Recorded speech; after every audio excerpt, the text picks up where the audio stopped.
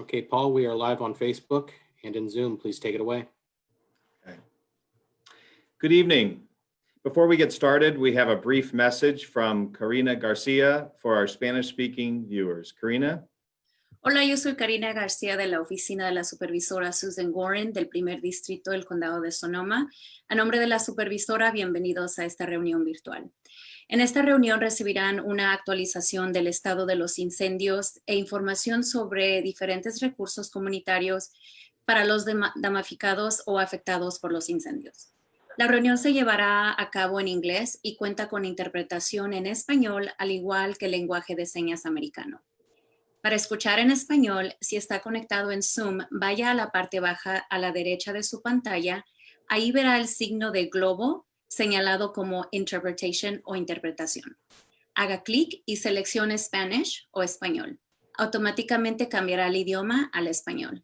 Si usted está viendo a través de YouTube, la reunión se estará transmitiendo en español. Gracias.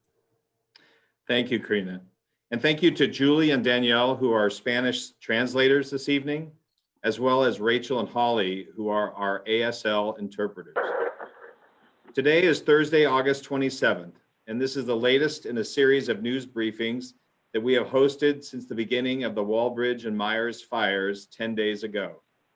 Today is what we are calling a community briefing, a town hall of sorts in which we will be inviting the members of the public as well as our media partners to submit questions for our panelists. I'm Paul Gullickson, Communications Manager for the County of Sonoma and your moderator for this evening. I'm broadcasting from here at the Emergency Operations Center for the County of Sonoma. This briefing is being broadcast on Facebook Live in English and live on YouTube in Spanish. Both the Spanish and English versions of this presentation will be posted and available on YouTube after we conclude. We want to thank you all for following along today. In particular, we'd like to thank our panelists, whom I will be introducing as we go through our lineup this evening. I would just like to remind everybody to speak slowly if possible for the sake of our interpreters. We also would encourage you to speak loudly and into your microphones for the sake of those in the audience. For our viewers, we also would like you to know that you are encouraged to submit questions for our panelists in either English or Spanish by putting them in the questions box on Zoom or by posting in the comments area on Facebook Live. You also may submit them via email to publicaffairs@sonoma-county.org. That's publicaffairs@sonoma-county.org. We will be going through our panelists. We'll be giving brief presentations, and we will be then going to questions at the end of our program.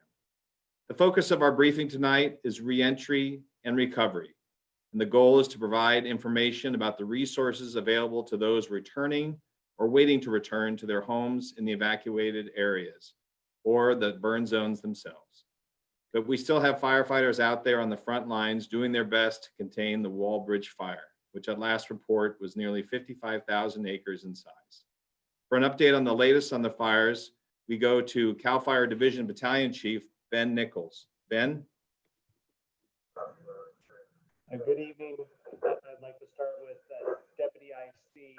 Ben, you're a little bit soft. Could you speak up? I don't know if there's something with your mic. Yeah, I couldn't call in with the phone. Can you hear me now? It's still a little bit. How about now?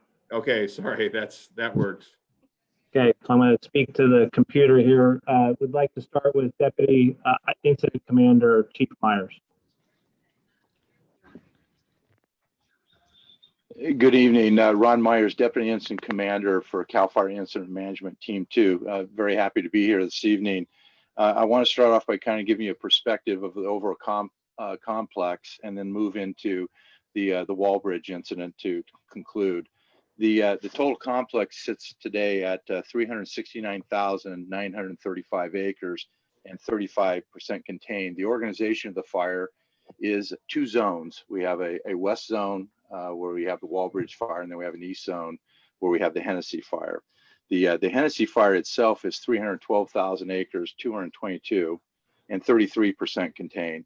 We are working very diligently to take care of one portion of the fire, that 2 divisions getting tied in that would allow us to protect the Lake County communities.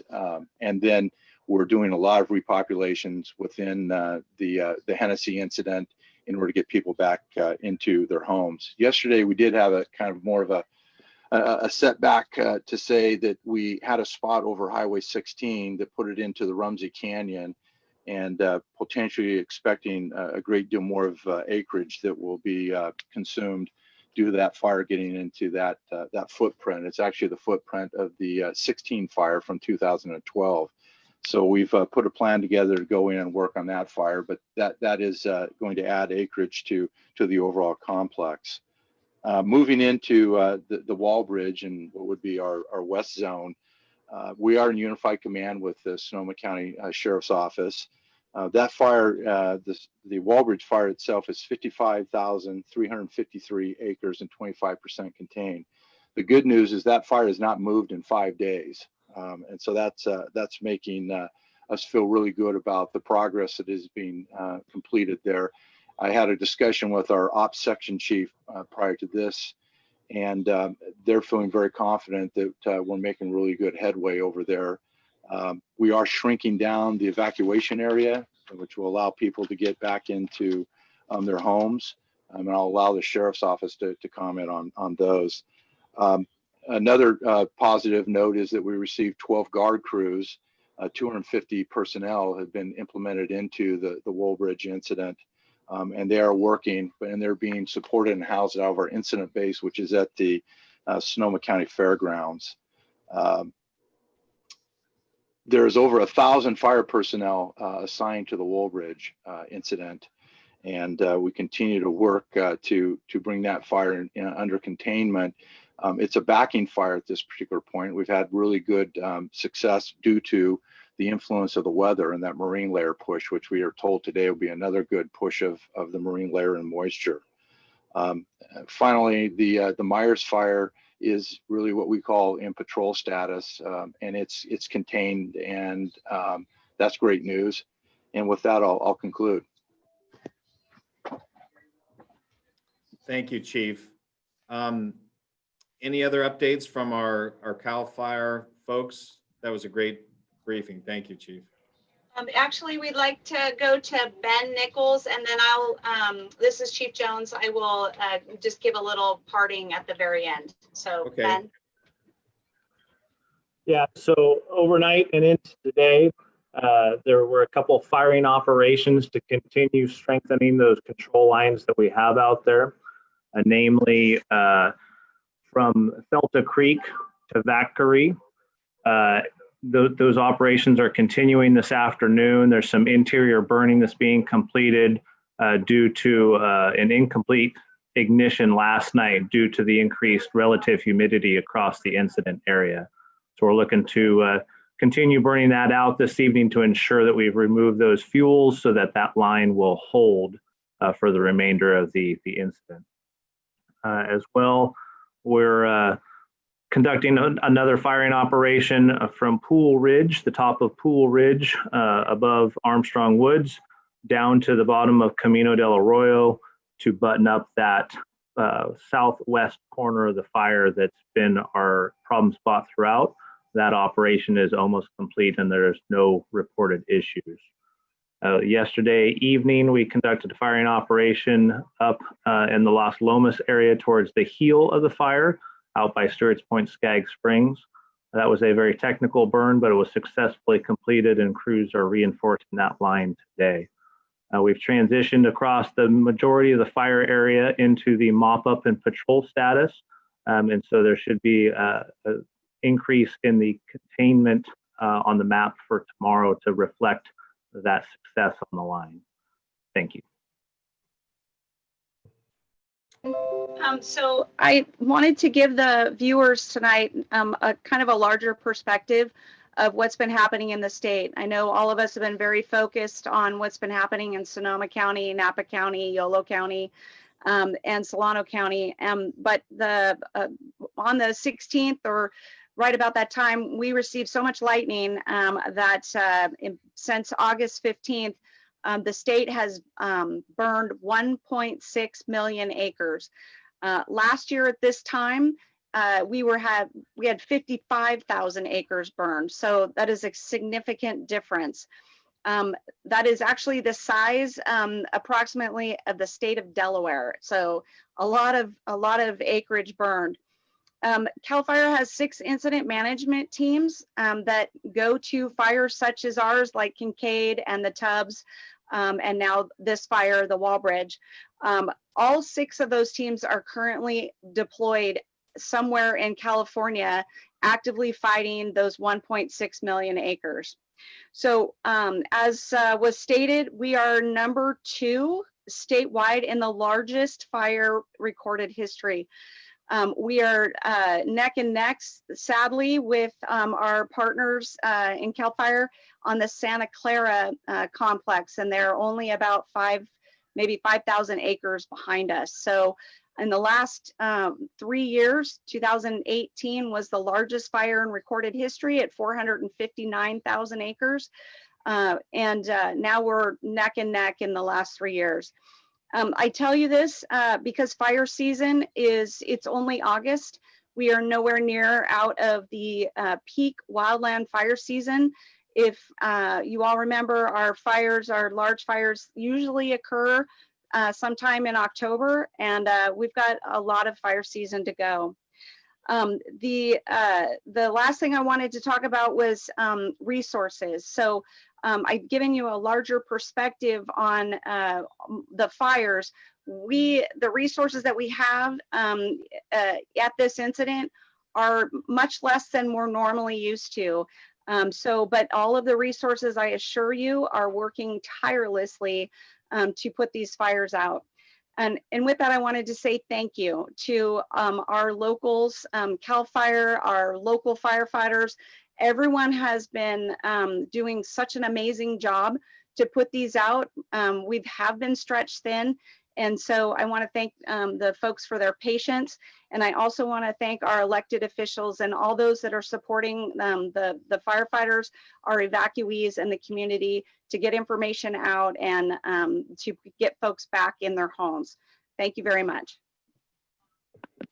Thank you, Chief. And I do want you to know that so many of the comments that we are receiving are really compliments to you, to all the firefighters from CAL FIRE, from the state, local, for all of their work in the last 10 days. And there's much appreciation and love out there for you. So PIO Susie Brady. Susie, did you have a comment for us? Yeah, good evening, guys. I just wanted to remind folks, if they're interested in following us to figure out what the current fire situation is, they can always follow us on Facebook or on Twitter at CAL FIRE LNU. As well as we have a public information line that's staffed 24/7. So if you have any questions at any time, feel free to call us. That number is 707-967-4207. And like the chief said, she thanked everyone for the cooperation, but we want to thank the community also for their cooperation in helping us get the message out to everyone, the correct information out to everyone, and very timely, accurately. So that's all I had, Paul. Thank you. Thank you, Susie. Now we'd like to go to Chris Godley in our EOC chief here at Sonoma County. Chris? Hey, good evening, everyone. Yeah, in response to all of this, of course, the county has been mounting a pretty broad range of response efforts as well to support the community during this time. Of course, first off was the use of the alert and warning systems, both SOCO alert as well as the wireless emergency alert system.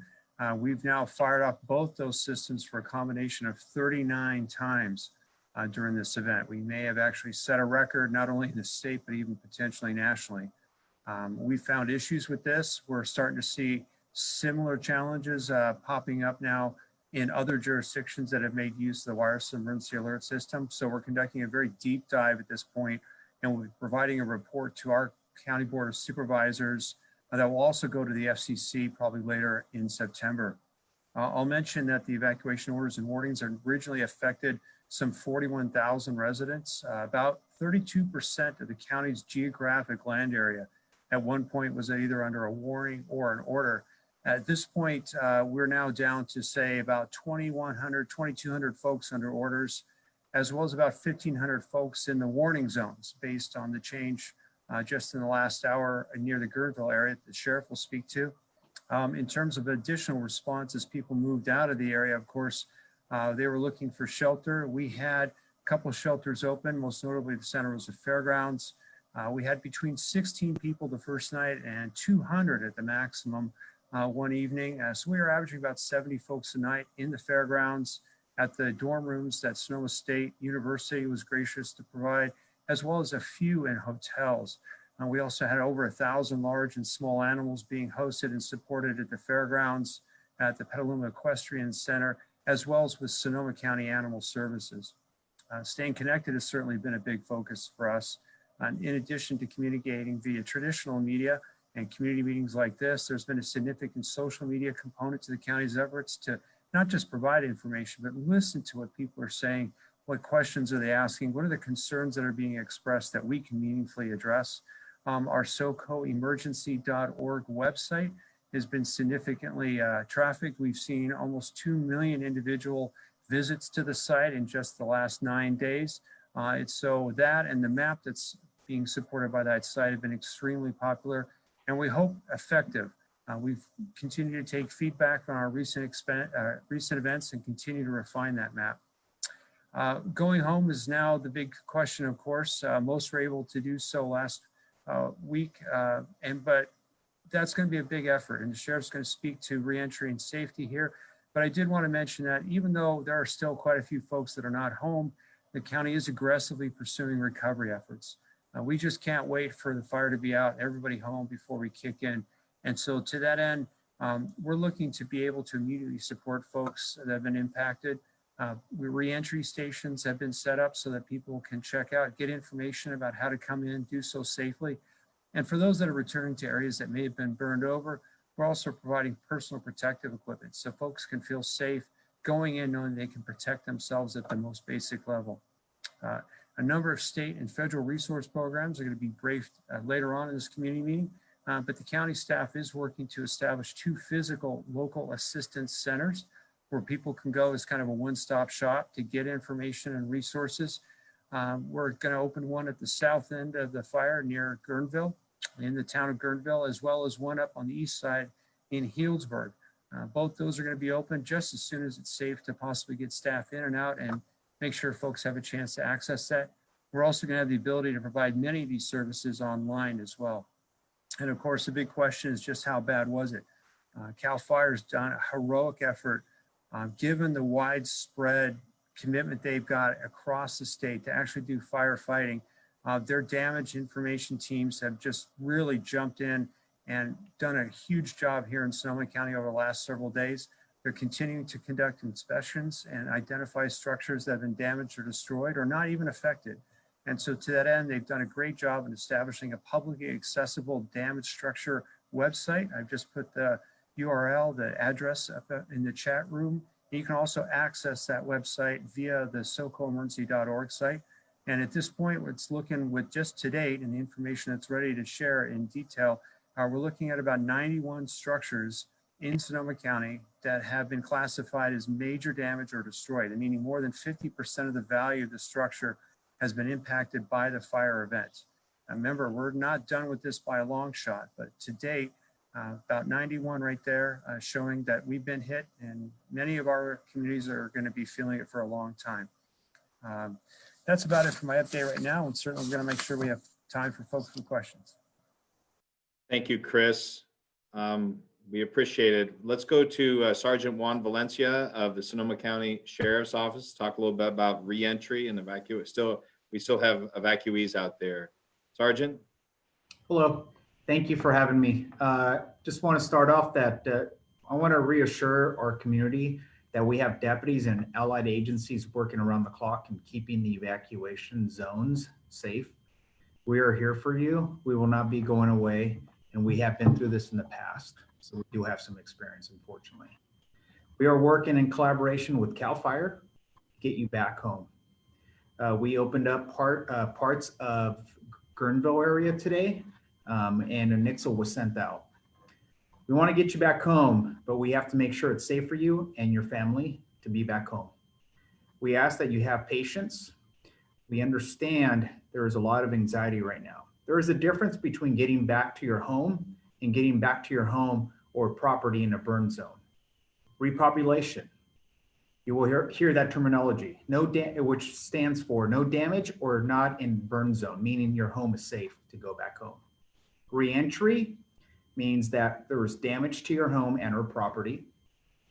You must go to a checkpoint to obtain protective gear to enter that zone, and it's going to be only during daylight hours. We do not want people trying to enter the evacuation zone to obtain photos. This is what we refer to as disaster tourism. People have lost homes and pets. Be respectful. We will continue to have roads closed in the areas that are under evacuation orders. Please stay out of the area. We have fire and utility personnel working in the area, removing hazards such as burned trees, down power lines, and debris. Since this incident happened about 10 days ago, we've sent out 24 nixles. So we've been trying to keep the community informed. We want our community to please visit our social media platforms, such as Facebook, Twitter, and Instagram, and everything's bilingual. I just really want to emphasize that we've been through the past. This is our third fire, and we will get through this together. Thank you. Thank you, Sergeant.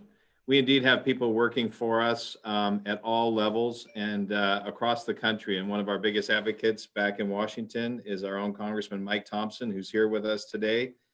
Congressman Thompson, thank you for being here. Paul, thank you very much. And let me just say thank you to everyone who's working tirelessly on this. You know, these disasters aren't fun, but I can't imagine a better group of people to work with than all of you. So thank you very much for everything that you're doing. I'll just update you on what's happening in Washington. The National Disaster Declaration has been approved. That's good news for individuals. They can get help up to $35,000. If anyone wants to apply for that, they should go to www.disasterassistance.gov. It also includes public assistance for state, local, and tribal governments. And these are federal dollars that help pay for the infrastructure repair that we're going to need. That comes in at a 75-25 ratio, where the federal government supplies 75%, locals match that with 25.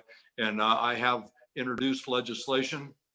Jared Huffman is a co-author on that bill to up that to 90% reimbursement from the federal government. The other thing it does is it pulls the trigger on SBA loans. So businesses and nonprofits can access SBA loans, as can individuals. And if anyone is interested in that, they can go to disasterloanassistance.sba.gov and know that I'm here for anything that you all need, and you can contact me as you know. And if individuals need some help working through the bureaucracy of it all, go on my website and get a copy of my fire guide. It's been developed over a number of years now of us dealing with these disasters, and it's proved to be very, very helpful, and you might consider accessing that and using it. Again, thank you all very much, and my heart goes out to anyone who's lost property or been inconvenienced by yet another fire in our area. Thank you very much, Congressman. We are getting too good at this. Here's another, we'd like to take a little break here and have another reminder for our Spanish-speaking listeners. Karina? Gracias, Paul. A las personas que se acaban de conectar y desean escuchar esta transmisión en español, si están viendo a través de Zoom, hagan clic en el icono de globo en la pantalla que aparece a la mano derecha de su pantalla. hacen clic donde dice interpretación o interpretation y eligen Spanish o español para escuchar en español. También les recordamos que estamos transmitiendo en vivo en la página del Condado de Sonoma a través de YouTube. Gracias. Thank you, Karina.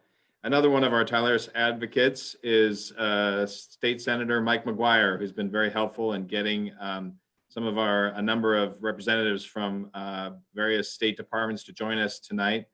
Senator Mcguire, thank you. Thank you so much, Paul. I'm grateful to be with you. The entire Board of Supervisors want to say thank you to Assemblymember Jim Wood, who we are honored to be able to work with each and every day, Congressman Thompson, and of course, Congressman Huffman as well, and Assemblywoman Aguiar-Curry. Assemblymember Wood and I have been working day and night to be able to secure resources, both on the firefighting side, but then also as we look to we start looking towards recovery. And Congressman Thompson has also been very focused on all issues of recovery via FEMA. So we have brought together a group of individuals tonight. This has been a unified approach at all levels of government on the Walbridge fire, really an all hands on deck effort to be able to fight this fire and simultaneously prepare for recovery when the fire is out. And tonight, on behalf of Assemblymember Jim Wood, as well as Congressman Thompson, we want to present you with initial information related to recovery from both the state and federal governments. We've brought together lead members from 3 agencies who are here to assist now and into the months to come from the California Office of Emergency Services, of course, FEMA, as well as the California Department of Insurance. If it's all right with Mr. Gullickson, I'll turn it over to Assemblymember Wood to be able to say some words, and then we'll introduce the individuals from each of the agencies. Assemblymember Wood. Great. Great. Thank you, Senator Mcguire, Congressman Thompson, everybody who's been working on this effort so heroically. Sadly, it seems like we have had a disaster every year since 2017. And sadly, we're getting really good at coordinating when it comes to recovery and also dealing with the event as it's happening. You know, one of the things that will be important to us as we go forward is that we continue to pay attention and especially to law enforcement, first responders out there, because this still is an active fire situation, and you need to stay away and respect that. Also for the people who have lost property as well. One of the things that will be important going forward, and I'm not going to be on top of everyone's mind right now, but that is going to be how we protect our watersheds through this event. Very concerned about that when you look at the steep terrain, when you look at the history of the river area and landslides and things that happen. What we really don't need was the fire to help to feed that in the future. So watershed recovery will be really, really critical because, you know, of our water source and protecting that as well. So my website also has a treasure trove of links and things that can be helpful to you. And we look forward to helping anybody who needs help. If you can't find the information you're looking for on our website, please feel free to call any of our district offices.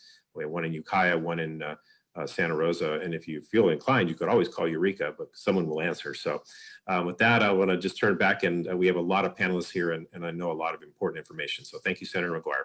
Thank you so much, Assemblymember, and again, grateful to be working with you each and every day. If it's all right with Mr. Gullickson and the Board of Supervisors, we'd like to be able to introduce Ryan Burris. He's the California Office of Emergency Services Deputy Director of Recovery Operations. He's going to be talking about communication that he's had with the county, an overview, when appropriate, about a 2-step cleanup process, first on household toxic cleanups, as well as debris cleanup of homes. And then he'd like to be able to do a bit of a deep dive on how the decision is made about cleanup and also talk about state grant programs. Mr. Burris. Thank you, Senator Mcguire. Thank you, Congressman Thompson and Assemblymember Wood. It's good to see you again. It feels like a year since we met in your office. Good afternoon. First off, I want to thank all the county officials. We have been working with the county since the fire started. The partnership is extremely strong, and we're going to be with the county and with all of you throughout this unfortunate incident. As far as debris goes, I want to just go right into debris. We do have Category B, which is your emergency protective measures approved by FEMA. We are working on Category A debris. In fact, we were meeting with county officials today, getting to some damage reports, and just discussing how exactly that's going to look. Back in 17, if you recall, We had the Army Corps of Engineers come in and clean up debris. Unfortunately, in 19, you had the Kincaid, and we came in and we gave a bunch of technical assistance at that state level. We did authorize CDAA for that incident. In this incident, we're looking at those two avenues. I will say it's going to be different in the sense that the Army Corps of Engineers will not be doing debris. We're looking at debris not only for this particular county, but throughout to get to that threshold. If we can turn on category A, and we can do it. If not, provide that technical assistance. There's two things in debris which is critical. One is phase one, and that's that household hazardous waste. I was in 2 counties today, and I heard loud and clear they want this removed as fast as they can. And Assemblymember Wood, watershed is a top priority of ours. There's in this particular incident, it's very complex. The rains should be a little later, but in 2020, who knows what that looks like come September and October. So my lens is through my director's eyes, which is we have to phase this in as appropriate as possible, as quickly as possible for the safety of all of your constituents. We do have 3 3 task forces set up here at the SOC. One is housing, one is debris, and one is watershed. So just wanted to put some emphasis that we are looking at all of those things. We're in constant contact with the work teams and to see how we're going to mitigate those areas that we need to mitigate before those rains comes. Phase 2 is once that household hazardous waste is done, phase 2, we can come in and clean the rest of the debris. Like everyone is aware, we have collectively done this together for too long. We have a lot of lessons learned. I'm confident, in my eyes, there was a metric that we met in camp and we removed debris quickly. Well, I want to beat it here, whether it's, through technical assistance or whatnot, but, speed is going to be our friend on this particular one for that incident. As far as other categories, category C through G, for which will be, whether it's hospitals or schools or culverts, roads. We're looking at damage assessment now. We have a PA, public assistance team coming in to the counties next week to be looking at that, so we can work closely with our FEMA partners and hopefully get that submitted to FEMA and work with them and get those turned on as necessary. Y'all probably are familiar with the term CDAA. I know Senator Mcguire and others are.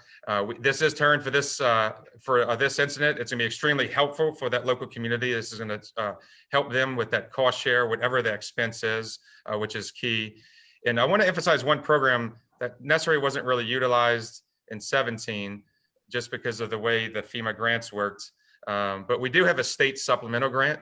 So if an individual maxes out on the FEMA grant at $35,500, and they have further damage that's identified by FEMA, the state actually, and it automatically happens, it's an additional up to $10,000. So that's something that California offers.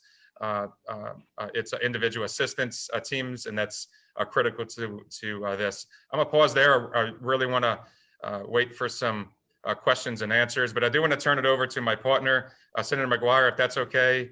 He's the federal coordinating officer. I'm the state coordinating officer for this incident. I'm going to turn it over to my colleague. His name is Willie Nunn.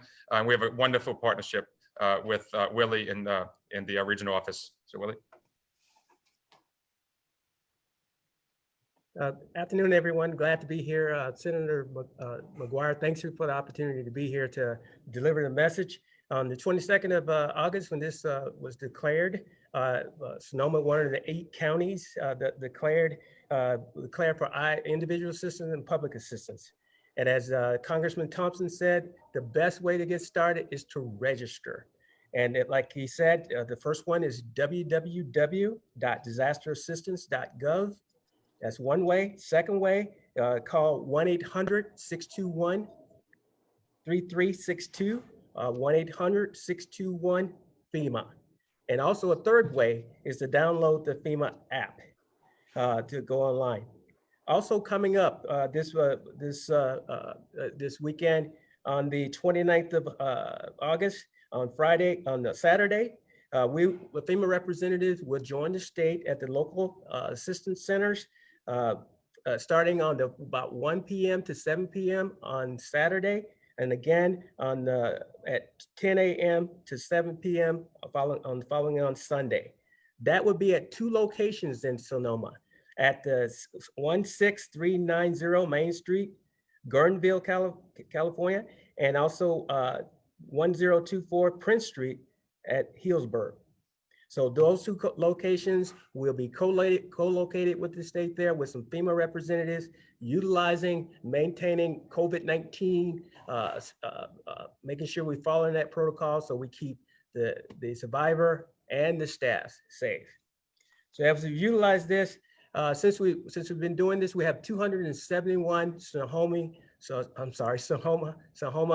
survivors that have registered. It's important that we get you to register as you register on those 3 venues, like I said, and also in person as you visit the LACs, to local assistance centers, to make sure that you register, because that's going to give us data to help you. And the estimate right now, we have about 100 homes destroyed in Sonoma. That estimate goes up as you register and tell us how you are out there, and we can go from there. So as we said, you know, we got the FEMA programs and the individual assistance program. We're leveraging technology. COVID-19 has pushed us out to make sure we leverage that technology on how we do business to preserve the workforce and also preserve the survivors, to keep them both safe and healthy. The methods we're using are virtual damage assessments. We're doing virtual inspections, and any way we can deliver the FEMA program virtually. But if we have to reach out and make sure in person, that's why we're starting with the LACs and seeing what the data tells us. Above all, we want to make sure we deliver to the customer and to the survivor to make sure we do it better. We know it's going to look different than it did before, but COVID makes it look different, but it hadn't stopped us from doing what we need to do. The FEMA programs, individual assistance. Right now, we're looking at, as Congressman Thompson said, you know, assistance for home repairs and replacement is limited to $35,500. The other needs assistance is limited to the $35,500, but there's no monetary time limit, monetary limit for rental and lodging assistance. And as we talk about programs that we're turned on, working with Ryan and the state and working with the regional partner, is critical needs assistance. We're looking to, that should be looking to have that no later than tomorrow. I've been working with the team and with the approval authority to bring that on board as the critical needs assistance. You'll be getting more information with that. And basically, generally, you register, we find out the eligibility, we look at the verification of your inspection, which we said could do virtually, make sure you don't put you in harm's way. And then we go through the eligibility, make the award. And so that's critical needs assistance. We're also turning on in the individual assistance program is the disaster legal services. And we're hoping we should get that turned on 1 September. That should be Tuesday, 1 September next month. And also we're working with the state for any other programs under the individual assistance program that you can be eligible for to get those turned on as soon as possible. So moving forward, as Ryan has said, the public assistance program.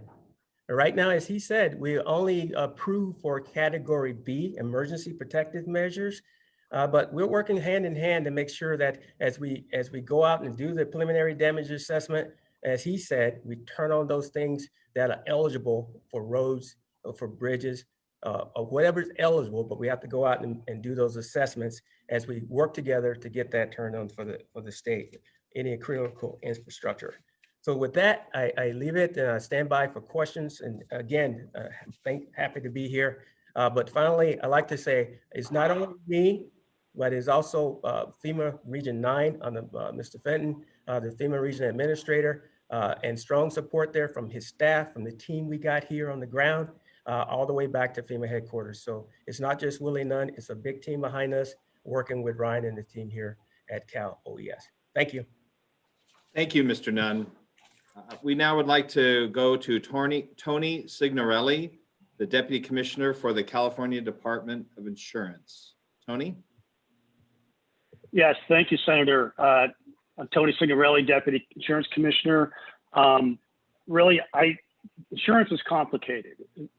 There is going to be some challenges for those of you that have either a complete loss or even a partial loss with minor smoke damage. And so the main thing that you want to know today is the Department of Insurance is here to assist you through that process from the beginning all the way to the end. And there are a couple of tips that I'd just like to give you tonight. First, contents or your personal property. At some point, in order to collect on your personal property losses, you're going to have to do a complete inventory. It's pretty challenging and it's time consuming. It's not something, we've attempted in the past to get that more streamlined in law and in voluntarily by the insurance industry. But in the meantime, in order to get full coverage for your contents, you will have to go through that process at this point. However, recognizing that challenge, Commissioner Lara issued a notice yesterday to all insurance companies to request that they provide 25% advance payment on that inventory to give you a head start on that, so that you at least have that at 25% to start. Secondly, the other part of the notice requests insurance companies to provide 4 months of additional living expenses. Now, additional living expenses covers you for those additional costs that you're incurring for hotels and clothing and travel and food costs that you weren't occurring prior to these fires. And that's a good coverage to have. The request is for 4 months of additional living expense advance payment if you had a total loss. So please contact your insurance company, let them know about this. They're all aware of it. If for some reason you run into a roadblock, please let us know and we'll work with that company to ensure that they're being flexible and working with you on that. Another few tips here: file your claim as soon as possible. I know that some people might want to wait, they might want to talk to friends and family before they file. File your claim immediately, get inserted into the claims process, get an adjuster assigned. The quicker you do that, the quicker you'll get the home inspected, and the quicker you'll be able to get the claim process going. Secondly, request a complete copy of your policy. If you don't have it available, the insurance company is required to give you a copy. Make sure you get your complete copy, include your declaration page, all of your coverages. It's basically your roadmap to what you're covered for, and you're going to need it throughout this process. If you don't get that, obviously contact us. We'll be able to get it for you through your insurance company. Another tip: document all your phone calls and your in-person meetings. Keep a paper trail. If you have a phone call with an adjuster and you're really not clear as what's going on, follow it up with an email, summarize it, ask for a commitment, ask for a commitment that this is what was agreed upon. Keep that paper trail going. That also allows the Department of Insurance, should we have to be involved, it gives us a good roadmap to make sure the company was doing what they were supposed to do. Also, don't rush into accepting a settlement. You may have some adjusters that may offer you an immediate settlement. Don't rush into that. Take your time, understand what you're covered for. If you have questions, contact us, contractors, and other professionals, and make sure that you're getting enough money, funds, and payments to completely repair what might have been lost or damaged. Lastly, just please contact the Department of Insurance. We have a toll-free number, 800-927-4357. We're available to answer your questions, your general questions, specific questions, whatever you might have. We also have a lot of information on our website. We have a wildfire resource page on our website. And so please contact us. And the very last thing I'll mention is we're in the process of setting up an insurance recovery town hall specifically to talk in more detail about insurance, possibly as early as late next week. And so look at our website for updates. And as soon as we have information on that, we'll be sending it out to the various counties and public officials to let them know how to sign into that meeting. Thank you. Thank you, Tony. We also have Kevin Wine from the Small Business Administration joining us. Kevin? Thanks, Paul, and thanks, Congressman, for mentioning Small Business Administration. What we do is we offer low-interest disaster loans to non-farm businesses of all sizes, private nonprofits, and homeowners and renters. For homeowners, we go up to $200,000 to repair or replace the real estate damage and up to $40,000 to replace the personal property. For the renters, we go up to $40,000 to repair or replace personal property damaged by the fire. Low interest rates, less than 2%, terms up to 30 years, makes recovery very affordable.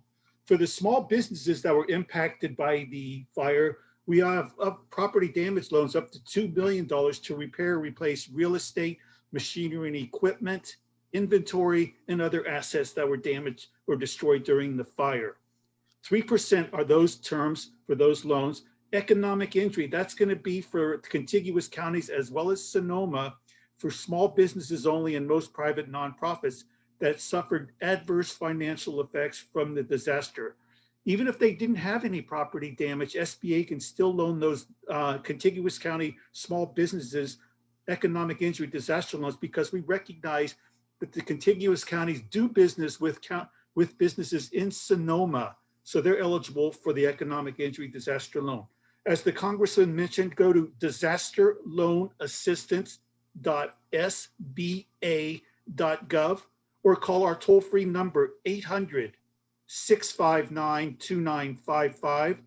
Open Mondays through Sundays, 8 a.m. to 8 p.m. I've also sent this to administrative staff in Sonoma, and they'll post it on their website as well.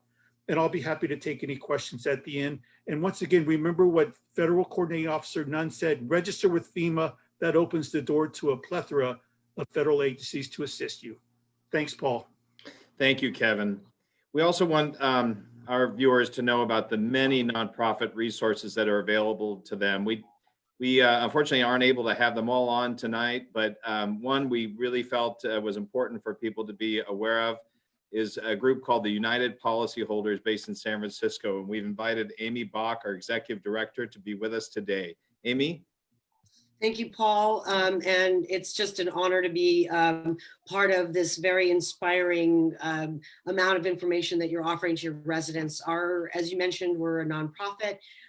We have had the privilege of working with many of the elected officials that you've heard from tonight, as well as the Department of Insurance during the recovery from the 2017 fires and the Kincaid fire. Our website, uphelp.org, uphelp.org, is a great resource for anyone who's had a partial loss or a total loss.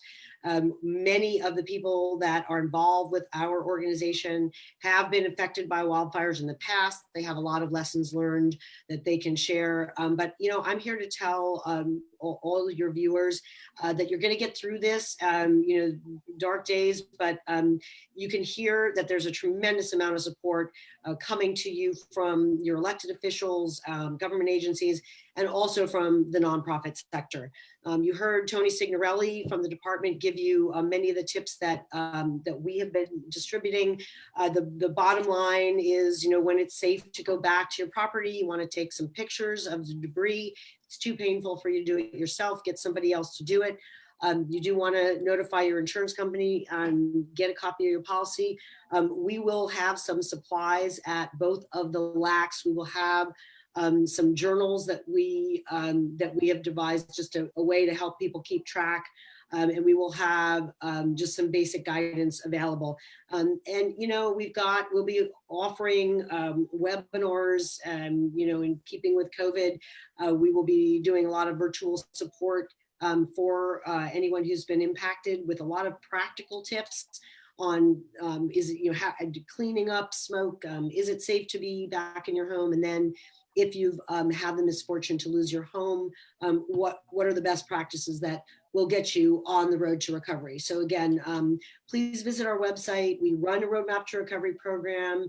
After wildfires, we've been running it for almost 30 years. So we really have a very strong heart and mind for your situation, and want to remind you that if you are fortunate and you have insurance, and I certainly hope you do, that's the vehicle to get you back where you were before your loss, but it doesn't drive itself. You're going to have to do some documenting, and then stay in good communication with your insurance company. And if you run into problems, you've got the Department of Insurance, and you've got our organization, and we work together with your elected officials. And there are many people along with United policyholders rooting for your recovery, and here with a lot of practical, simple information. So again, good luck, and we wish you all well, and thank you for having me, Paul.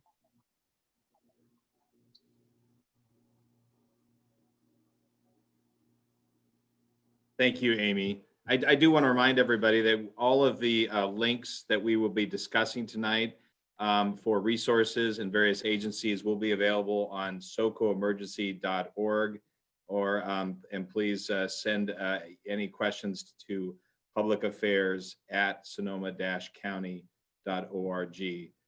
For more on our local support and resources that are available, I'd like to go to Chair Susan Gorin of our Board of Supervisors. Supervisor Gorin. I clicked the wrong button. Thank you, Paul.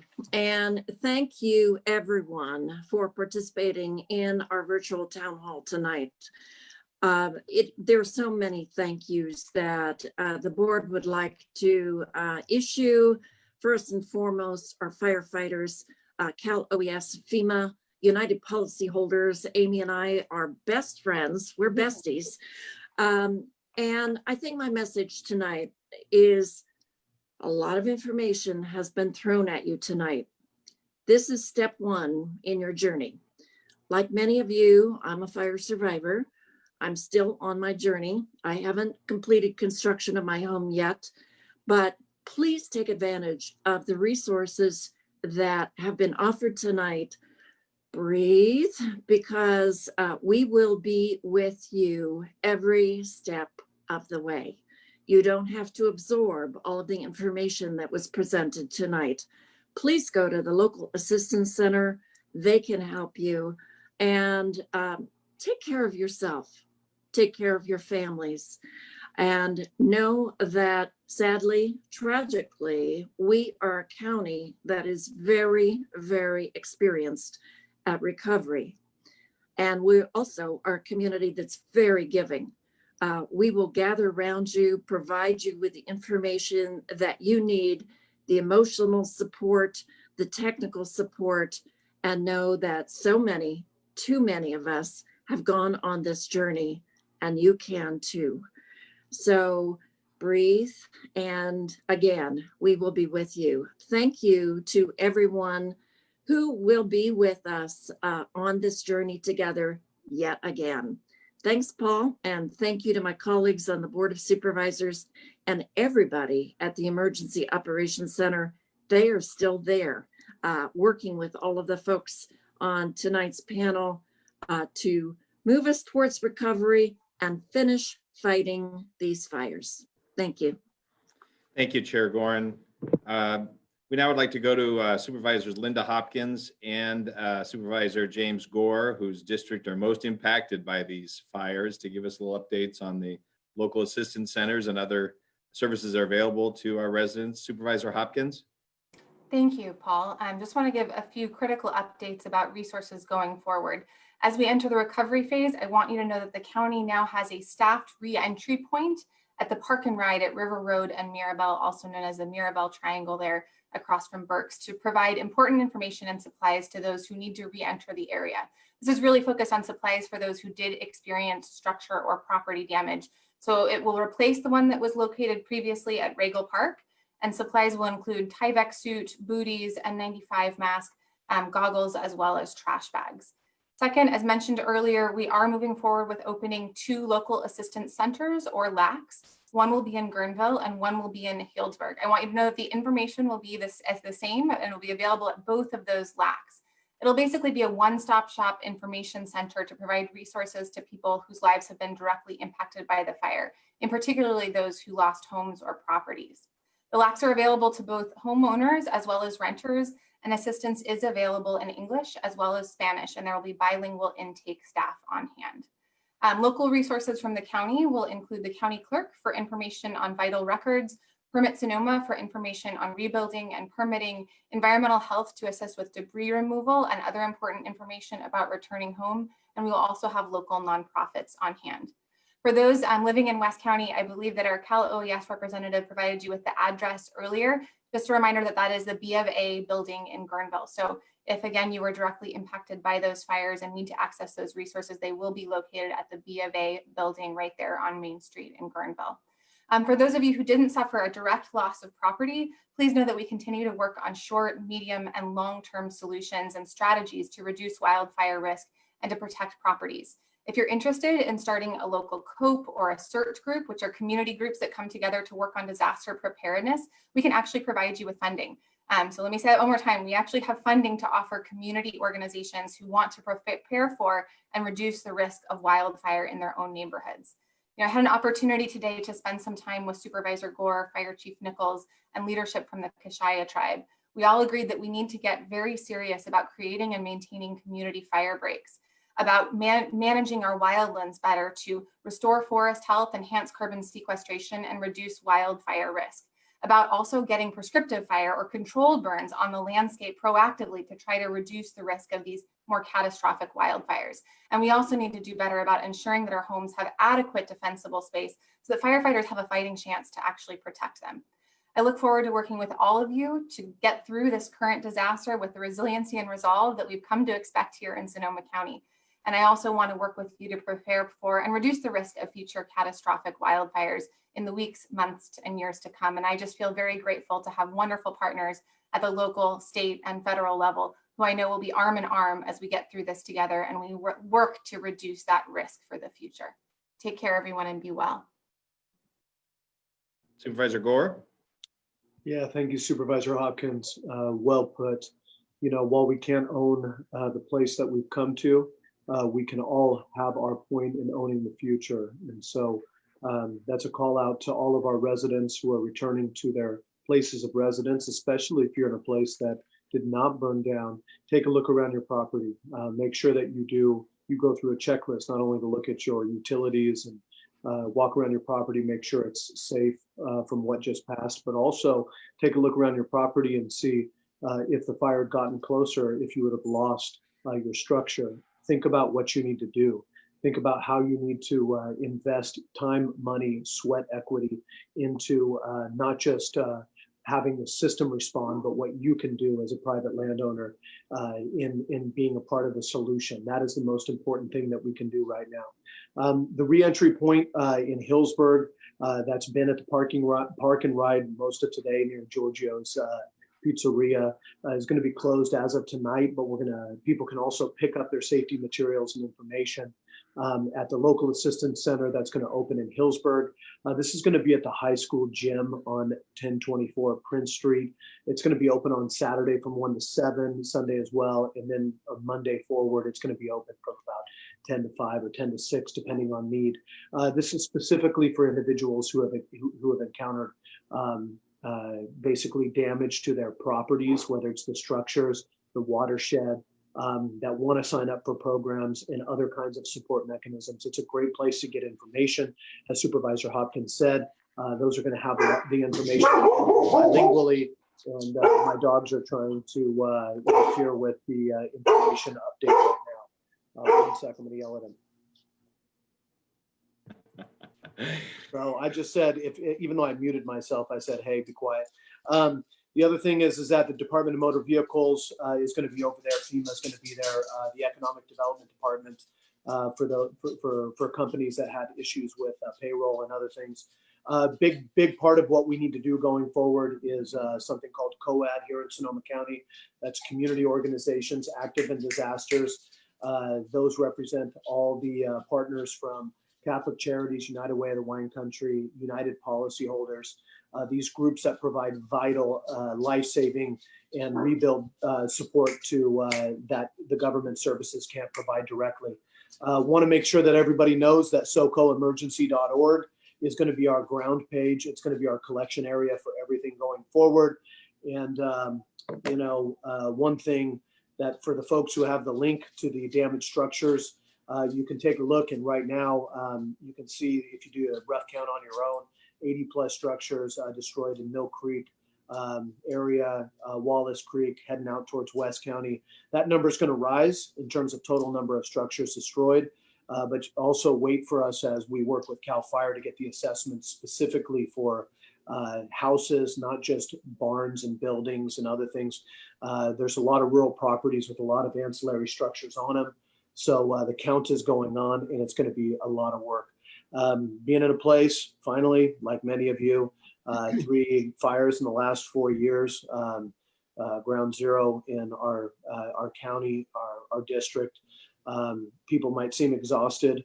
I tell you what, this is home. This is our time to rise up. Sonoma strong. I know people don't always like to say that. They want a time to be weak as well. We all have to walk through this together, but join me in supporting your neighbors. Thank you. Thank you, Supervisor Gore. I'd also like to introduce Supervisor David Rabbit and Shirley Zane. Supervisor Rabbit. Thank you very much, Paul, and thank you everyone for being here. You know, I was thinking, certainly fighting fires takes incredible teamwork, as we have seen for this last week through all of our great work out there by our first responders. And we've learned that recovery also takes that same teamwork. So I just want to say again, thank you to our state and federal partners for being here. We've started that process. We're moving forward, and we will recover from this particular incident. I want to briefly touch on some things that are available for small businesses out there who have suffered. And I'll point you to the Sonoma County Economic Development Board, and their website is www.sonomaedb.org. There are a full 3 pages of available programs out there that one could take advantage of if you suffered losses due to this lightning complex fire. And I would point any small business there, as well as FEMA and small business loans that are available through the federal government, and thanking our state partners again. Real briefly on the agricultural side, since we are such a strong agricultural county, 2 programs I just want to make mention because there's absolutely no administrative overhead, and they've done some great work. The first is our Sonoma County Wildlife Donation Program through our own Sonoma County Farm Bureau. Their website, sonomafb.org, and you can find that through there. We just this last weekend, I visited the shelter here in Petaluma, had up to 600 animals being taken care of while through the evacuation areas. They also take care of any impact for farmers and ranchers. And again, no administrative overhead taking off that. Everything donated goes directly to those impacted. And the second one I want to make mention of, because of the timing of these fires, I think it's really important. The Sonoma County Grape Growers Foundation, that's www.scggf.org. You know, after the 17 and 19 fires, over 25% of the local farm worker population, over 1,500 families were served through that organization, including rent support up to 2 years for those who lost their homes, purchase of temporary housing, trailers, and supplemental income. And again, if you're looking to be charitable and go and donate some funds, those are 2 organizations that just pass those dollars right on to those that have suffered through these fires and have been impacted. And I would highly recommend that you do so. So thank you, Paul. Thank you, everyone, again, for all the great work out there. Appreciate it. Thank you, Supervisor Rabbit. And Supervisor Zane. Yeah, thank you, everybody. These times have been so stressful. First the pandemic, and now these wildfires once again, and early in the season. So it's a good time to just stop and take a breath and look to our neighbor and ways that we can take care of people, which sometimes helps our sanity the best. But if you need to talk to somebody, there's no shame in that. For information, by all means, call 211. It's always there. Unless it's an emergency, then 911. But if you need to talk to a life therapist 7 days a week from 10 to 7, you can call the Mental Health Warm Line at 565-2652. I wanted a shout out to the Human Services Division that has run alongside with the Red Cross, our evacuation centers at the fairgrounds And I know also in Petaluma as well. We still have a number of people there, and we will stay open until all those evacuation zones have been reopened. Last night we had 52 at the Grace Pavilion and another 14 sleeping with their pets at Finley Hall, and another 10 in tents at the fairgrounds. And then we've also housed 36 people in family units at the SSU dorms. It really does take a whole community to rise up and be together on these types of disasters. And as you heard Supervisor Gore talk about strong, and I've talked about it too, I think Supervisor Gore's got it when he says, we are strong, but we are strong when we're together. Because what we've realized through all these disasters is how much we need one another. So stay safe, take care of one another, and don't forget to reach out when you need help. Thank you for those important reminders, Supervisor Zane. Okay, we're now going to go to questions from our viewers. And before we do, we have another reminder from Karina Garcia for our Spanish-speaking viewers. Karina? Gracias, Paul. A las personas que se acaban de conectar a esta reunión, les recordamos que hay interpretación en español. Si están viendo a través de Zoom, vayan a su pantalla. En la parte inferior de la pantalla a su derecha, encontrarán el icono de globo que está señalado como Interpretation o interpretación. Hagan clic y seleccionen Spanish para escuchar en español. Y les recordamos que también estamos transmitiendo en vivo en YouTube totalmente en español para todos ustedes. Gracias. Thank you. So I just also want to remind people that we are being broadcast on Facebook Live, and everyone's invited to submit questions either in Spanish or English by posting them in the questions box here on Zoom if you're on Zoom, or by posting in the comments area on Facebook Live. You also are invited to submit questions via email to publicaffairs@sonoma-county.org. We have quite a few questions to start us off, specifically about certain areas, and we'll get to those. But there are also concerns about what's going to happen this weekend. We're heading into the weekend shortly, and this might be a question for Sergeant Valencia. Here, residents have concerns that our narrow roads will be congested by unnecessary travel and with anticipated increased first responder presence. Does the Sonoma County Sheriff's Office have a plan to control disaster tourism during repopulation? We do have a tendency of people wanting to come out and do a little sightseeing in times like this. Sergeant, what do you think? Yeah, so if it's an area that is repopulated, there will not be any checkpoints. If it's,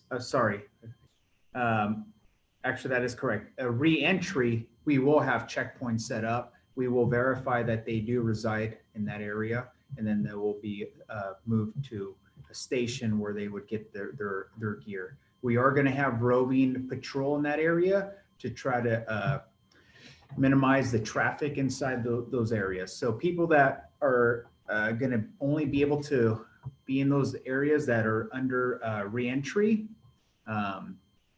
reside there. Okay, great, thank you. We have some questions about some specific areas. This would be directed to our CAL FIRE folks here today. There's questions about the status of the West Side Road area near Mill and Felta Creeks. We haven't heard much update on that area in a couple of days. Some residents are wondering. We also have some questions about the West Dry Creek Road area and when citizens might be able to expect to return. Do we have any update on that? As far as the status on the West Dry Creek, or correction, the west side and Felta, as I indicated earlier, there was a firing operation conducted last night and is continuing into today to close up that control line between Felta Creek and Vackery, tying it into the southern end of Mill Creek. So that's the status of the line out there. As far as West Dry Creek, we were successful in bringing dozer lines and hand lines across from Coke and the surrounding areas up there to tie in behind the structures in those areas. Yesterday, day before yesterday, was Coke to Wine Creek Road to Chemise, and Chemise tied back into Brack Road. So we're connecting the lines between those arteries running off of West Dry Creek Road, and those should all be tied in, and we are currently mopping up any remaining hot spots in those areas. Thank you, Chief. And while we have you, here we have one question. What needs to happen to open the Rio Nido area?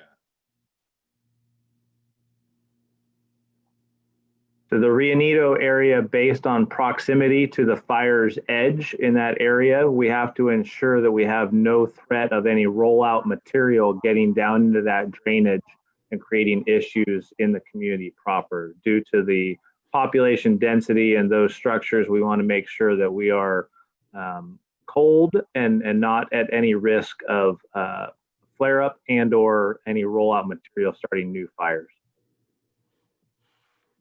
Okay, and here's a similar type question. This is from Jennifer in Gernville.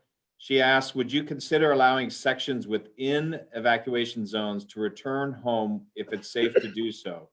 She says, my parents live on Riverside Drive and Bonita Avenue in Gernville, and they are in the same zone as areas much closer to the fire. It seems like some areas within zones might be able to be opened sooner instead of waiting for the whole zone to reopen.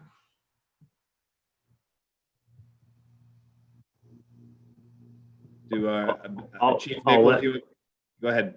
Yeah, I can let Sergeant Valencia follow up on that, but basically we did carve up those zones today in order to get people back home. So the areas that are still under an order are because of their proximity to the fire. And we worked closely with the sheriff's office to ensure that we got as many people back home as possible.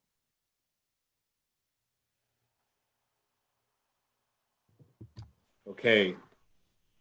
We also have some questions about the local assistance centers, which we've said will be opening soon. Two questions I'll combine into one.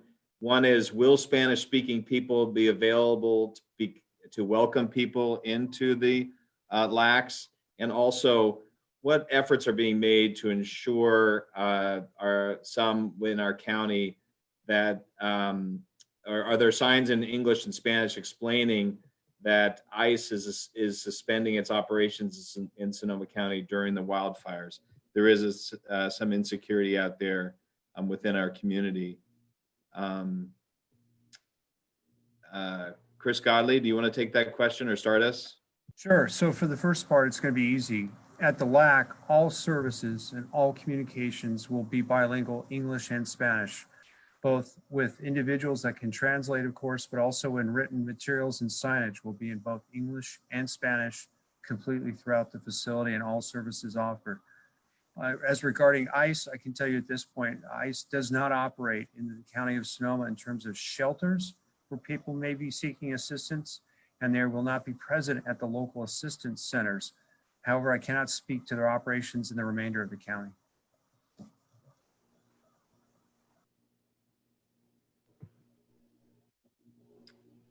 Okay. Any other thoughts on that? All right. Excuse me, I did want to say something about that because I think that's a really important question. We dealt with that during, dogs always bark when you talk, dealt with that during the Tubbs fire. I think we should go back to our staff that are still running the evacuation site, which are our staff human services division, and just, to provide that reassurance to our Latino community that we're not going to allow ICE to step on that ground. We will not let them step on that ground, and we need to provide that assurance to our Latino residents here. So I would like to be able to circle back and make sure that we can do that. And maybe we just need to reach out to all of our Latino providers and assure them of that. Great, thank you. Thank you, Supervisor Zane. We have, again, some questions about Armstrong Woods. Specifically, any idea when Armstrong Woods Road will open in Gernville? Any estimate there? I would anticipate at least a week's period of time. Mop-up operations will continue throughout the next couple of days, and then hazard trees that have been damaged by fire are continuing to fall, not in the grove proper, but in the slopes above. And so until those trees are deemed safe, I don't see anybody in the park. Okay. Here's a general question, which some of you may want to take on. If for somebody who did lose their home and they find and they discover that in the next few days or already know that, what's the first step they need to take to recovery? Maybe I can start with Amy Bach. Do you want to start with that? And Susan Gorin, you've been through this. Mm-hmm.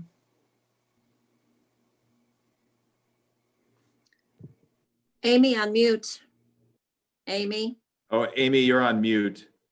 Can you unmute yourself, Amy? Can you hear us? Yes, sorry about that. Okay. Well, definitely, I'm sure that Supervisor Gorin will have some words as well. I just briefly, the first, of course, the first thing is to keep breathing and know that you will get through it. That as painful as it is, many others have walked in your shoes, and they're there to help you. But then it's just sort of view it as it's a process, and you start by, like I said earlier, take some pictures of the debris. If it's too painful, get somebody else to do it. Start a journal, notify your insurance company, get a hold of a copy of your policy, and then seek help. And there's going to be a lot of it available to you, but just pace yourself and know that it is a process, and you're not going to be able to get everything done at once. You may you may have some trouble sleeping. So, just really be kind and take it one day at a time, but keep that journal going, writing down things that you lost if you don't have records, and then take advantage of all the wonderful sources of help you've been hearing about tonight over the next year or two. It's a process. And I would say yes to everything that Amy just said. It is a process. I know your first inclination is to just drive out there, start wading around in the ashes and mourn and grieve. Please wait for the go-ahead from FEMA and Cal OES. The first order that they have to do is to clean up the hazardous materials. And I know from experience that wiring is a trip hazard. The insulation burns, but the wires do not.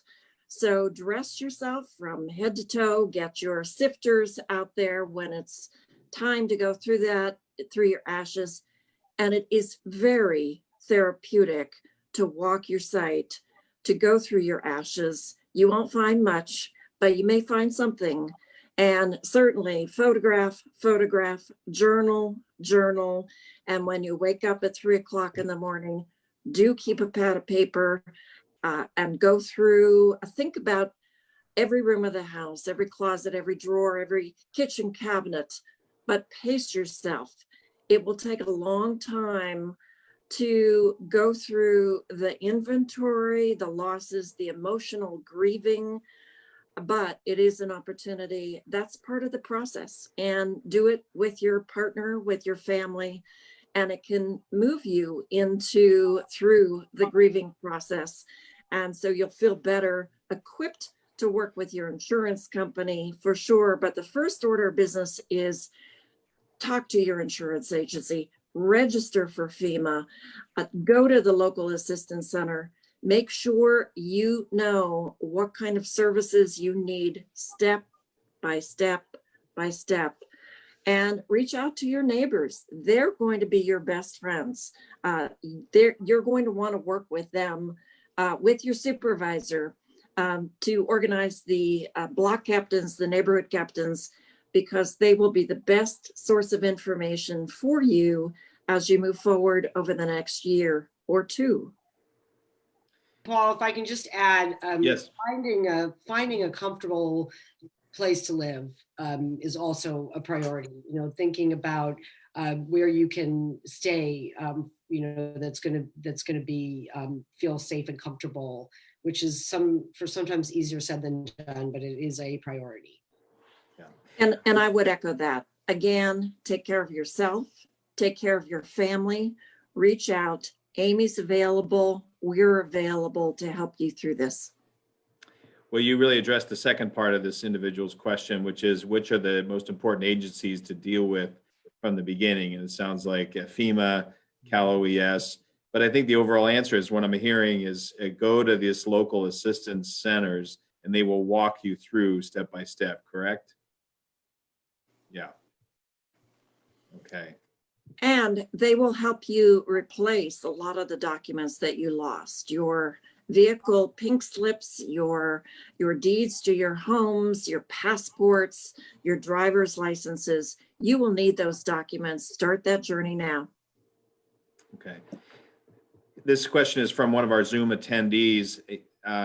He or she asks, how will the county ensure that workers in debris cleanup areas are properly outfitted with safety equipment that covers their eyes, nose, and mouth completely? Many companies in 2017 provided inadequate equipment that only covered eyes or some other areas. Chris Godley, do you want to take that one on?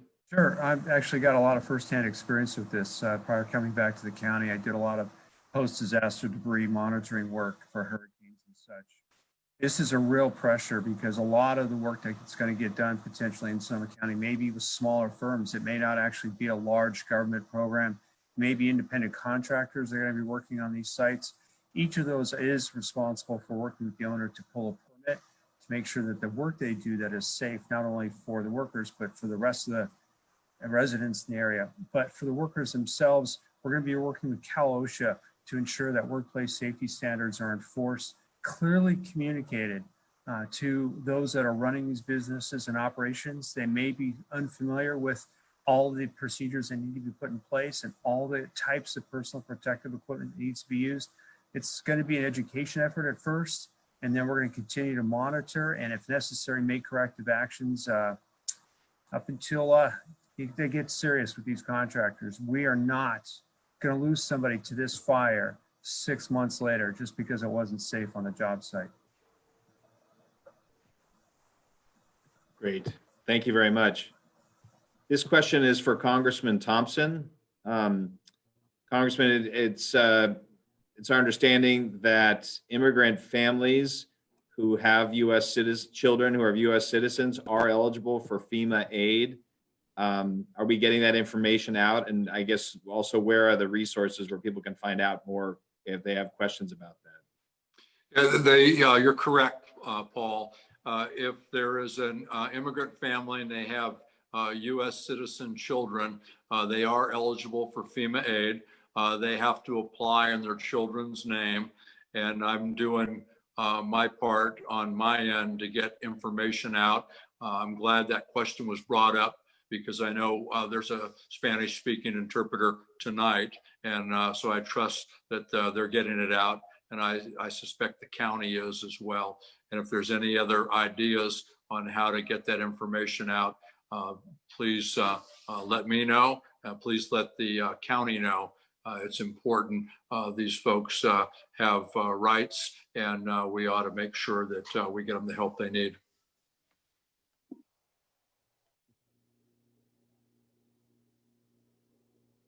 We also have a number of questions about what we can do to be prepared, better prepared in the future, or whether we're doing enough. One person asks, when I was a child, they used to do a lot more, it seemed like they used to do a lot more controlled burns. We never had huge fires like this. Can we bring back those controlled burns? We have other people question about what we can do to help prevent these kinds of fires. Chief Nichols, do you have a thought on that? We can most definitely bring back the controlled burns. At this point, the area that needs to be treated and the resources we have to do that means that we can't do it overnight. So it's something that we have been working aggressively here in the unit to get those underway. However, there's a large task ahead of us. So we look forward to working with landowners to further those prescribed burning projects here in the future. And Supervisor Hopkinson and I were just talking about that with Supervisor Gore this morning on how we can effectively do that. So yes, we can, and we will be conducting more of those burns here in the future. And I would add, Paul, that many of the neighborhoods, whether they were involved in the fires or not, have formed fire safe councils. We have Fire Safe Sonoma that will aid you into developing a council and looking through your neighborhood and prioritizing what is important to create defensible space on your roadways and around your houses and create a community wildfire protection plan. So I think that is exactly what we should be working for. And a number of the public agencies have formed collaboratives in moving forward with prescribed burns. But as Chief Nichols said, we need more resources to help us form, to help us develop the plans, and to help us move forward with chipping, vegetation management, and prescribed burns. Well, speaking of resources, one question is, and Chief Nichols will appreciate this one, and Chief Jones and Meyers, can the state of California grant the first responders bonuses for an extraordinary job well done for saving our area? And this particular person attributes them for saving her life and just about everyone I know. But I think on the serious side, that does raise a question. Certainly, many people are thankful for our firefighters, but it does raise a question about our resources. Obviously, we know our resources were spread very thin on this fire as we had so many fires burning simultaneously across the state. Are there steps being taken or thoughts about how we can assure we have more resources available when these things occur? So as I mentioned earlier, this was really a historical event. We were spread beyond our normal capacity. On the Kincaid fire, I think at peak, we had about 6,000 personnel. Because of the enormity of the amount of fires that burnt, the 1.6 million acres I mentioned since August 15th, and the fact that all of our teams have been deployed. Honestly, 96% of all of our resources are on all of these fires.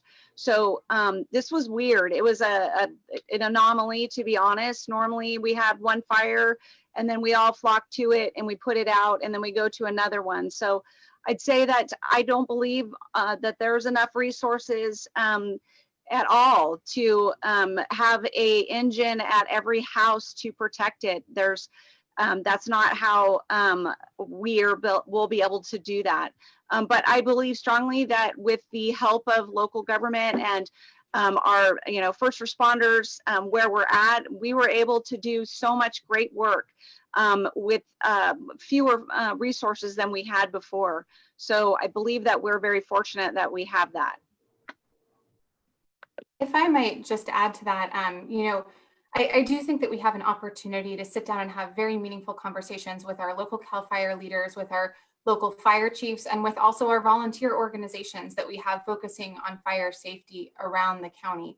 And that we should look at what kind of additional revenue we might be able to generate locally in order to support more robust, not only mitigation, not only firefighting, but also prevention efforts, because I think that's a critical piece of the puzzle. How can we get more fire out on the landscape? How can we construct and maintain those fuel breaks around our communities so that actually also helps you get the fire out on the landscape, because then you have a break that you know that you can protect. So early in the summer, before you're faced with the threat of a catastrophic wildfire, you can, do a little bit more prescribed fire work. So I look forward to having that conversation, and I would love to host some virtual town halls on that meeting, as well as meet with our CAL FIRE and fire chiefs once they've gotten some sleep, once we've got this fire out and they all get some rest because they've been working around the clock. And I do want to acknowledge, the state is in a world of hurt budgetarily right now. They rely heavily on income taxes, which, plunged dramatically as a result of the pandemic. And so unfortunately, our CAL firefighters took a 7.5% pay cut, which is, really substantial. And that just happened recently. So, I think we need to keep fighting and supporting our CAL firefighters, and hopefully we can restore that in the future and make sure that they get the money that, quite frankly, they deserve for risking their lives to save our homes and our lives. Thank you very much, Supervisor Hopkins. This is a question that I'm going to direct toward Tony Signorelli from the California Department of Insurance. Tony, one of our Facebook viewers asks, insurance companies have been dropping California houses because of fires or tripling the rates in some cases. What can be done to help with this matter? Well, yes, that's certainly an issue. That's an issue we've been experiencing since basically 2015, when the first set of fires started in Northern California, all the way through now. And so it's definitely an issue. I would say first, for people that can't find insurance or they find it unaffordable, come to our website, contact us. We may be able to help them shop around for more affordable insurance or be able to find insurance. There is also the insurance company of last resort, the California Fair Plan. We have, over the last couple of years, modified their coverages to make their coverages more in line with a traditional homeowner's policy. But there is a lot more work to do, and that's something that Commissioner Lara is focusing on, and it was his main priority prior to the pandemic, but it is still a priority of his, and we still are following through on his mission of resolving the availability, affordability issues. So we will be taking steps in the near future in that area.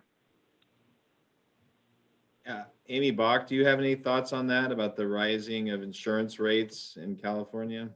Well, as Tony said, it's a problem that his agency and my organization have been battling for going on 5 years. And we're actually on next Tuesday, the 3rd, United Policyholders will be hosting a free webinar on strategies for keeping your home insured during this difficult time, and which companies you might turn to, and then what strategies you can use to keep your home insurance affordable. But it is a big challenge, and these fires are not going to help. The California Fair Plan is there. They're the insurer of last resort. Agents are telling me that they're getting quotes for coverage under the Fair Plan that's cheaper than people are able to get in the private market. So, government has provided a solution. It's it's there, but we do have our work cut out for us. We are trying very hard to engage insurance companies in risk reduction. We just had a meeting today with the Novato fire chief, and we had fire chiefs from all around the state and fire safe councils, all sharing our good ideas about how to help homeowners reduce risk and how to help communities reduce risk. But the missing piece is getting insurance companies to partner and reward homeowners, and not just drop everybody and just keep raising rates. It's just not tenable. Okay, great, thank you. We've gone over our time a little bit here, but we're just going to take a couple more questions. We appreciate all of you being with us. We did get quite a few questions from those watching us. Here's from one of our Zoom callers. She says, I am concerned for all the families in Gernville who are using their own heavy equipment, dozers and such, bulldozers and such, not whether they'll be reimbursed for their expense and possibly for their damaged equipment. They have saved our homes and should not incur expenses or losses. Do we have any thoughts on that? Chris, do you know if there's ever any effort to help people who may have been part of the firefighting effort?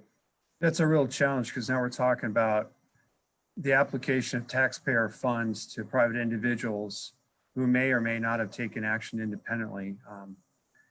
Honestly, the first thing right now is they really need the community to honor and recognize them first. If they did so in good practice and they were safe, because I'll be honest, one of the challenges we have is folks get in trouble when they don't evacuate and they want to stay and fight. We've had to send firefighters in previous fire events, risking their lives to pull them out at the last minute. It happened just 3 days ago in San Mateo. This is an ongoing struggle, but at this point, I don't have an easy answer for how taxpayer funds will flow to those individuals that may or may not have incurred expenses in defense of properties other than their own. I'd certainly invite some of our elected and appointed officials to see if there's a policy issue that could be addressed here, but right now I don't have a good answer. You know, I just want to add that we have faced similar challenges, not to sort of that level, but in the past with folks stepping up and providing emergency food during disasters. And unfortunately, we were unable to provide them with reimbursement, but we were able to actually rectify that going forward. So we actually did get them on as formal contractors so that in the future, you know, that they would be able to address those needs. You know, I don't have any answers right now, but I will certainly look into it. And I am tremendously grateful for, you know, the CAS Dozer crew and the work that they did defending the community up there. So at the very least, I would love to commit to how can we rally funds from the community and kind of, you know, do a fundraiser to provide any maintenance to the equipment or repair any damage. And I would just Paul, add, Paul, I'd like to just say a huge thank you to a lot of private citizens who stepped up and did yeoman's work. You know, I know I've had a conversation with Linda. I know they were incredibly important in her district, up in Pope Valley and up in Lake County.